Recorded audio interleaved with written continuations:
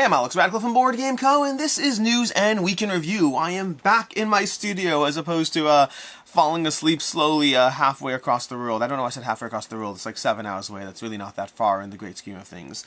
But in any case, if you missed last week's Week in Review, it was kind of more of a vlog Week in Review. Ultimately, I was gone for an entire week. I was gone from my house for 8 days, which I believe is the longest I have ever been gone from home for. It's just been, I think I've done like 5, I've done 6. I may have done 7 once, I think, but 8 is the longest by far, and that meant your Week in Review was a bit of a travel Week in Review instead, with me trying to, it was crazy. I was at a family vacation, directly followed by Level Up Retreats, our winter retreat, which we'll talk more about as well as in various videos or things. I'll have a vlog up for you as well, different things, we'll talk about it. But I had a few things going on. First of all, I had 25 hours, maybe it was 24. It might have been 24. 24 hours of straight travel. Basically, I've been traveling for 24 hours straight, from flying to driving to driving to driving, just 24 hours straight of travel. Now, I say straight to be very clear. I don't mean that I was in a car, flight, or whatever the whole time, but I mean that I didn't really stop for anything other than the general process of travel.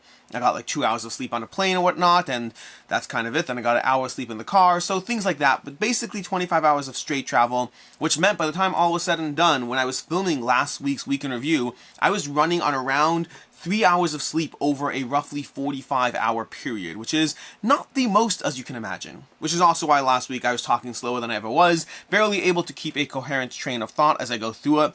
It is a lot sometimes trying to run on way too little sleep, and just your mind just cannot follow what you're trying to say. In any case, that's last week's video. Check that out if you want to see what looks like Drunk Alex, but is not Drunk Alex. It's 3 hours of sleep in 2 days, Alex. Anyways, let's go ahead and dive into the news and Week in Review. We're going to start with our giveaway winner. Around roughly 2 weeks ago-ish from when this is going live, I did the One Sharp Joe giveaway for those Lorcana tokens. The winner of that, and I realized I didn't say in the video when the winner would be drawn, so I'm sorry for that, but there were 90 comments over there, and which means the winner of that is Riddle Sphinx. I've already commented on your comments. I've already replied to your comment. Make sure to reach out to me. I actually know, this is actually one of those things that's always fun. Okay, so are you ready for bizarre coincidences? If right about now you heard a little bit of either a cut or a zzz effect, that's because I realized that I accidentally revealed information about Riddle Sphinx that isn't necessarily mine to share. So I'm gonna scratch that from the video so I don't, unfortunately dox anyone in any unfortunate sense, even in a loose sense, even in a vaguely loose sense. I don't want to dox anyone. The short version is I know Riddle Sphinx personally, so I'll say that much I'll say. And so I was like, oh, nice to see the name pop up, but also there were only 90 comments, and that's one of these things with these giveaways. Sometimes it feels like your chances of winning are so small, but in reality, many of these giveaways, especially the smaller ones, will generally have 50 to 150 comments, which means your chances are not that bad of eventually winning one of these things. The larger giveaways, they tend to have more than 1,000 plus comments, so that's a little different, obviously. But anyways, that's Riddle Sphinx. Congratulations, you won the Lorcana tokens. With that, let's go ahead and dive into the news and Week in Review. As usual, we will have the news. We'll have the topic of the week, which I don't think we're going to have. There's so much news this week that there's so much news this week as it is. We're going to have the Week in Review, the games I played, the videos of the week, all of that stuff. There will not be any movie reviews this week either. I've been so far behind just trying to play basic catch-up that even having movies up in the background has been not really happening the way I want. Although I will say I've restarted watching This Is Us, because I got like 3 seasons in and then never finished it, and so I've just restarted watching This Is Us. Those first few episodes definitely hold up. I am curious how I feel about it as I go through the full arc, and at some point I'll talk about it, but not right now. Not right now. Anyways, let's go ahead and dive into it. News and Week in Review, starting off with Stonemaier. Stonemaier has a vlog over here. Generally, I highly recommend Stonemeier's vlog. Jamie Stegmaier over here, the bailouts, considerations for rescuing another company's product. He basically goes over the whole CMON and Mythic situation, the pros, the cons, the way he looks at it from a publisher side. He does reference my video as well, but I do think this is another good look to go ahead and go over. In general, one of the downsides of anything I put out is that it's obviously coming from my limited perspective. And I do have a lot of hands in various pots, and I've done a lot of things in the board game space. I've been a player, a content creator. I work for, geez, I should need water or something. I work for Gamefound. I run my own retail store. So I have had a lot of different hands in different pots of the board game space, but I've never actually been a retailer or distributor. So there's no retailer. I've been a distributor or manufacturer, effectively. So I've never been in those roles in general. I've never actually designed a game, published a game. I've never done distribution. So there are certain blind spots that I just don't have a degree of knowledge towards. And Jamie does have that knowledge towards. So this is another way of looking at the whole entire aspect, the whole entire CMON Mythic takeover. We also have over here, we have CMON announcing over here, and this is one that you probably do want to know, although you might not want to know too. It depends how you look at it. But it's one of those things you may have missed. But effectively, over on DCeased, on their pledge manager, they have a new optional buy. They have the life equation set for $22 as something you can buy in the pledge manager. So if you did back DCeased, this is something new that you might otherwise miss out on, which is both going to be reasonably frustrating. You might be like, come on, another thing I have to buy. But also, you'd probably be, I just realized I said, come on, another thing you have to buy. But yes, come on, another thing you have to buy. But also, if you miss out on it, you might be frustrated as well. So do or don't buy as you see fit. But I did want to make sure that you know that this life equation set exists. And so if you're going through that pledge manager, don't just assume that you immediately have everything, because you don't have the life equation set unless you go ahead and buy this here. Then we have over here, we have some news from Ludus Magnus Studios. They put out a full little highlight reel. Well, I say full, but like 52-second highlight reel of the campaigns that are coming up this year from them. They're going to have the Requiem, Downfall of Magic, they're going to have Trial of the Gods, Blood, Black Rose Wars, Duel, and then they're going to have Blasphemous the board game, which is a video game IP. So a bunch of things coming to you from Ludus Magnus Studio. Already 5 campaigns happening this year. That's going to be a bit of a happening year as far as things go, and I think they actually have that 6 over on Gamefound. They have the Black Rose Wars Final Chance or whatnot. So that's 6 campaigns coming to you from Ludus Magnus Studios. Make sure your wallets are ready to go. In general, by the way, one of the things we're seeing more and more of is we're seeing a trends of campaigns of companies trying to give you their reel of what's coming up for the year, but an announcement of here are things to expect. We've seen Awakened Realms do this, we've seen Chip Theory do this, we're seeing Ludus Magnus Studio do this. I know there are a few more. We had a Steamforged Games just did a 10-year anniversary kind of semi-press release for the year. I don't think a full picture, but definitely some things. And I do know there are going to be more companies coming out with their, again, I'm kind of just like, I need water. We're going to see more companies coming out with their upcoming year. So lots of things coming out as far as those press announcements and that kind of interaction. Also from Ludus Magnus Studios, they have a DEI tournament over on Board Game Arena. So if you want to go ahead and play DEI on Board Game Arena, and I love DEI, a huge fan of the game, I do think that it is not as good on Board Game Arena as it is in person, which is true across the board, but I think there's a large gap. I love it in person, and I'm okay with it on Board Game Arena. That said, if you do want to play it, they have an arena tournament going on over there. We have Ready, Set, Bet coming to Kickstarter from AEG, but if you like that game already exists, this is going to be the High Roller Edition, a deluxe edition of the best-selling game from John D. Clear, Ready, Set, Bet, coming to Kickstarter March 5th. Then we have over here, we have, what is this over here? We have Endangered. Endangered is going to be, it's weird, I thought I was on a different page over here. That is interesting. I wonder if I click back, will it go to where I was? Nope, nope. I was on, maybe it's over here. Here we go. I was on the wrong page. Endangered is basically going to be coming out with some new things coming up. Grand Gamers Guild teased a few things coming up this year, including some new Endangered content coming your way. So if you're a fan of the cooperative dice rolling, dice placement game, there's going to be more content coming for you. We also have Devir 500. Devir 500 is going to be similar to the GMT 500. The idea is kind of determining some degree of demand from people who are interested in buying the game. The first thing they're doing is Milfiori, the Masterpieces expansion. So if you wanted the expansion for Milfiori, this is basically the opportunity to go ahead and say that you want it. Right now, there are 237 people currently saying that they want to print this game. And Devir is going to print this once they have 500 people who say they commit. So if you're interested in an expansion to Milfiori, this is an opportunity to go ahead and sign up, and you'll get it. You're basically reserving it in advance. It's kind of like crowdfunding, just they need to actually get to those 500 before they'll do it. GMT's been doing this 500 for a while, and it's a great way of determining demand and locking in orders before you just print something without certainty of how it's going to do. So that's going to be the Devir 500. They're starting to do that, and they're starting first with Milfiori Masterpieces. We have exclusive Monster Hunter World pre-order. Speaking of Steamforged games, and one of the things they covered in their announcement, they're doing a new content for Monster Hunter World. So we're going to be having some new content over here. We're going to have the Picking Bones expansion, the Current expansion, the Coral Highlands and Rotten Vale Neoprene Arena, and a 20% code off Monster Hunter World tabletop range in general. So if you want to buy more Monster Hunter World, but basically more content for Monster Hunter World. So if you were like, hey, by the way, all I need to do is just back all the crowdfunding campaigns to have everything, the answer is no. No, you need to buy more stuff too. Unfortunately, or fortunately, it depends on how it goes. I mean, between this and CMON doing their like additional thing in the pledge manager, it is getting harder and harder to keep up with full lines of things, which for me sometimes makes things easier. Like, I am a fan of Monster Hunter World, but I'm debating whether I just let it all go and just stick with Iceborne at this point, although I do want to play through more of the base game before I do. But I don't think I'll be playing through all of it. A while ago I did my video of, like, you know, different crowdfunding campaigns that I regret going that I shouldn't have gone all in on, or that ones that I absolutely should have. Regret's more complicated. Sometimes I'm happy to own something I love, whether or not I play it.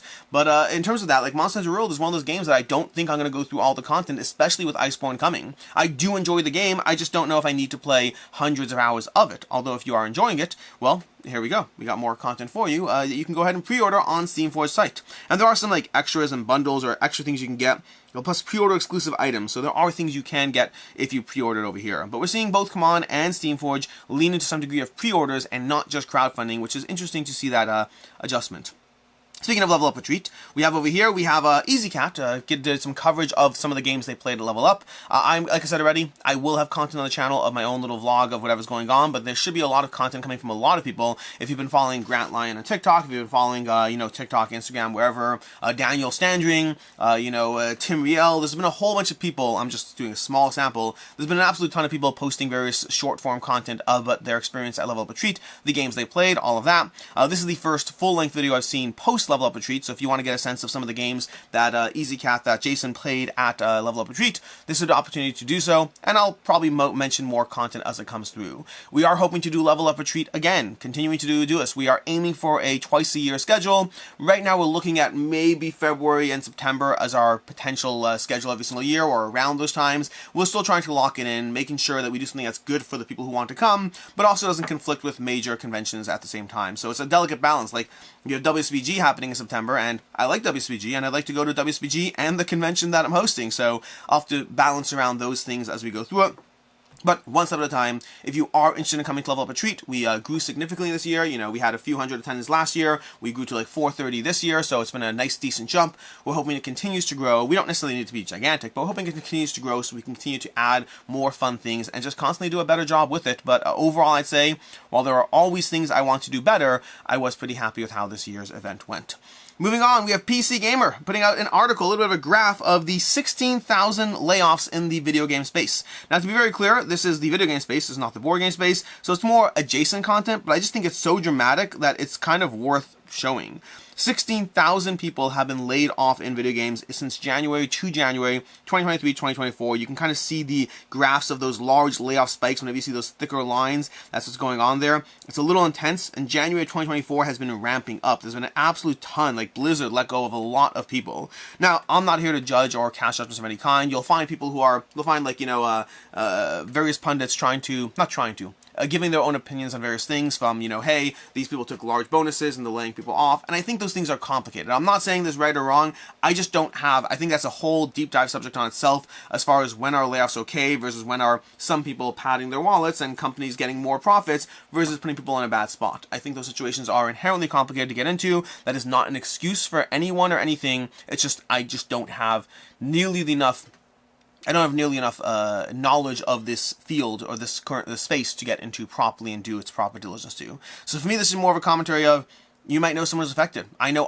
people who are affected. I know people who have been let go from this video game, you know, layoffs, and I know people who are worried for their jobs, and so it's just a very tough space. If you are friends with any video game developers, today's the day to buy them a cupcake. You know, not that that will solve them getting laid off in any way, shape, or form, but it might be a nice little gesture of, hey, it looks like I'm thinking of you. I'm thinking of you. I'm thinking of you. This is supposed to be a good segment over here. Anyways, moving on. Moving on, we have Regicide Legacy coming out. Regicide is coming to Kickstarter with Regicide Legacy. Sorry about that, my camera decided to die there. But Regicide Legacy, as I was saying, Regicide Legacy is going to be coming to Kickstarter. They're basically taking Regicide and they're making it into a full Legacy game, which is a fascinating concept for a game that's literally playable from a deck of cards, which I'm intrigued by. I'm definitely interested in this. I do like Legacy games. I do like Regicide. I don't know how interested I am. Sometimes, like, I'm always wondering just how much, I don't know, I'm interested, but reserving judgment until I see more. It's so interesting because it's playable with a deck of cards, which is fascinating to me.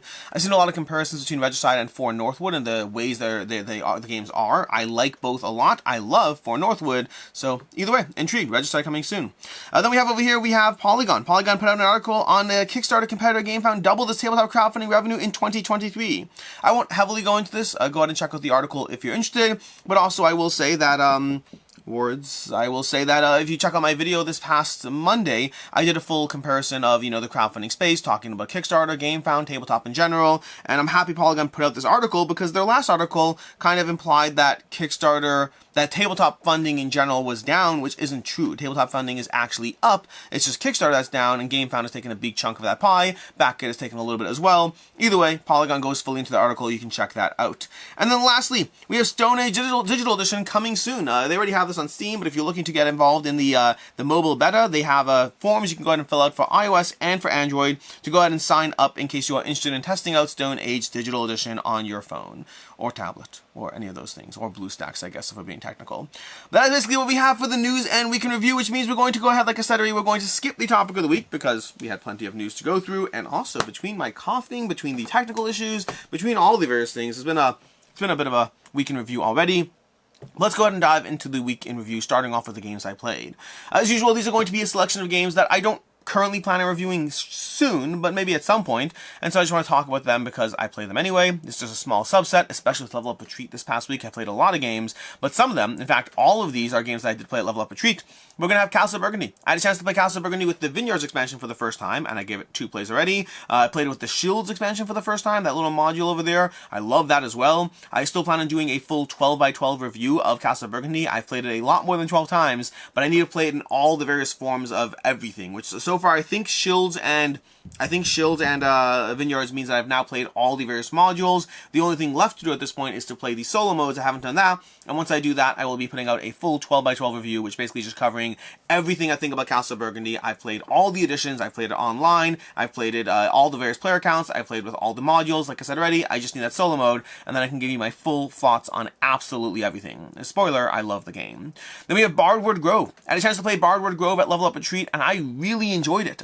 Final Frontier is an interesting company. Their games have always been good, but not always been great. My arguably favorite one from them, it's tough, because I like Merchant's Cove a lot, but I also like Coloma. Coloma and Merchant's Cove, I think, are my 2 favorite games from Final Frontier. I think that Coloma, to me, falls into an area where there's other similar games I'd rather play over it, but I do think it's an excellent game. And then Final Frontier, Merchant's Cove I like a lot, but I found that that's one that my game group isn't as into, and so eventually I just moved on from it because I wasn't getting it played, even though I enjoyed it quite a bit.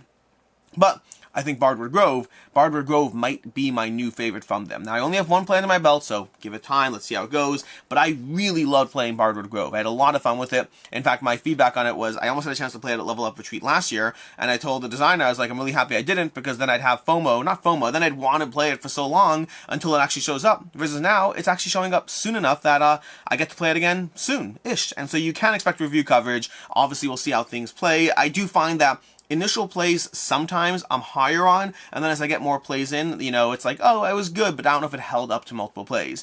I think Bardwood Grove will hold up to multiple plays, just based on the way the game actually is, but we'll see. So even though I'm really excited about it now, and I really like it now, let's give it a little time and see how that settles.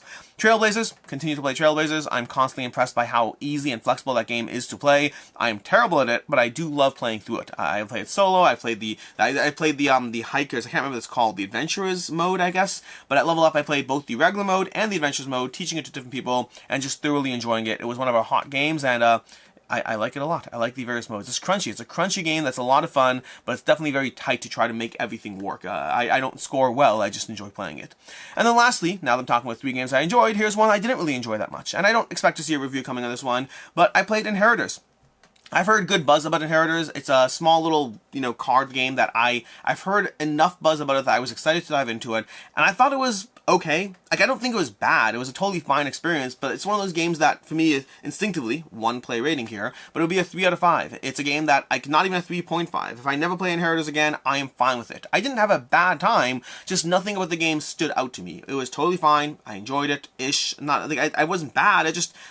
When I'm looking at these games, I'm always looking at, do I want to play you compared to other games? And Inheritors, I don't have that. It was fine. There's some card play. You have cards, you're playing cards, you're trying to gather more cards, and then score various goals, and there's other names to the various goals. I just thought it was a little fiddly, and not overly rewarding as far as the gameplay. But I'm happy people are enjoying it. It just wasn't necessarily a game for me. In any case, let's go ahead and dive into the weekend review, starting off with this past Saturday. This past Saturday, we had a gameplay of Conquest Princess Fashion is Power. I've done a gameplay and review coverage on this game already, but they're back on Kickstarter right now, so I did a gameplay for them over there. Still really enjoy that game. It's a bit of a mess as far as table space, but it's a very satisfying experience that I highly recommend if you like solo or cooperative puzzles. Later on Saturday, I reviewed Deliverance. Speaking of solo or cooperative puzzles, very different genre, very different theme, very different everything, but Deliverance is a lot of fun. I'm looking forward to continue to dive into that one. That's going to be coming to you from Low End Games. I gave it a 4 out of 5. I am curious if that goes up over time. Deliverance is in a weird space where I really love certain aspects of the game, but then some aspects of the game aren't as great for me. Particularly, it's a skirmish game where you're closing the distance and hitting things, but there are some aspects that are just so much fun that I'm excited to dive back into it and continue to play it. I was mentally comparing it to Unmatched Tales to Amaze, and I was like, easily I would rather play Deliverance over Unmatched on a personal level, for me, what I'm looking for, and so I'm excited to play some more Deliverance and see where it goes. But I could see it going up over time. Again, it's both some of the best powers and abilities combos that I've seen in games, but then the gameplay itself is good, not necessarily great. So it's a bit of a mix. There's some aspects that are really great and some aspects that are just good. The net result for now is a 4 to 5. On Sunday I did Games Leaving the Collection. As usual, going through the Games Leaving the Collection. I haven't yet posted that over on Patreon and Ko-Fi. I need to go ahead and do that. In general, I give away some games over on Patreon and Ko-Fi. I have not done so yet with that video. I need to go ahead and post that video so that I can give away some games.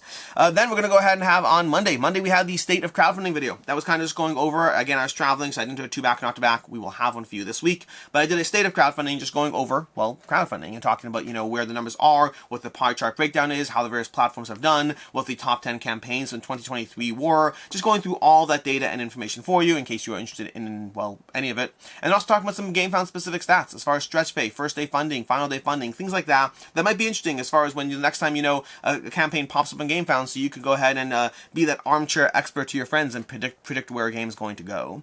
On Tuesday, we had a few videos going up. We had an Agemonia playthrough. This is a sponsored playthrough. We'll be doing a series of these, but this is the first tutorial. I already have the first few tutorials filmed. Tutorials are not really how to play. They just kind of guide you slowly into the game, but we'll have tutorial 1, 2, and 3 going up in the channel, as well as, the first 5 or so sessions past that. I'm really enjoying Agemonia. Looking forward to it. Looking forward to more content on it. At some point, I'll be reviewing it. I just need to get enough under my belt that I feel it's not still a moving target, if that makes sense. But so far, still very much enjoying Agemonia. Then later on Tuesday, we had Sunrise at the Studio. We had a preview. This is done by Professor Meg. Again, some sponsored content. Just going over the Sunrise at the Studio. Is it Sunrise or Sunset? They have Sunset Over Water and Sunrise at the Studio. I think those are what they have. They also have a Flurfur's Pocket Edition, as well as Something Mountains. That's a solo, tile laying game as well. But that's going to be the video that went up later on Tuesday. Lastly on Tuesday, we had the Archie game table. Devin from Devin Talks Tabletop finally and for the first time ever talked tabletop, which is something I've been waiting for a very long time. So if you're looking for a coverage on the Archie game table, just giving you some general thoughts around game tables in general, as well as specifically the Archie, Devin has you covered, because he talked tabletop for the half an hour in that video. On Wednesday we had a few things going up as usual. That's not true, that's Thursday. Wednesday, we had one video going up. We had the top 20 games that didn't make my top 100 games of all time. Effectively, there were 20 games that were rated a 4.5 that didn't make the list, so I covered those in that video. It's actually, technically, there's like 2 or 3 more, but I'll be covering that. I think next week is going up. I have a top 100 breakdown and analytics and all that stuff. And I actually realized there's like 3 more that I just completely forgot. So there's some more. But I think after this next one, we'll be done with the top 100 until the 2024 edition comes out at the end of this year.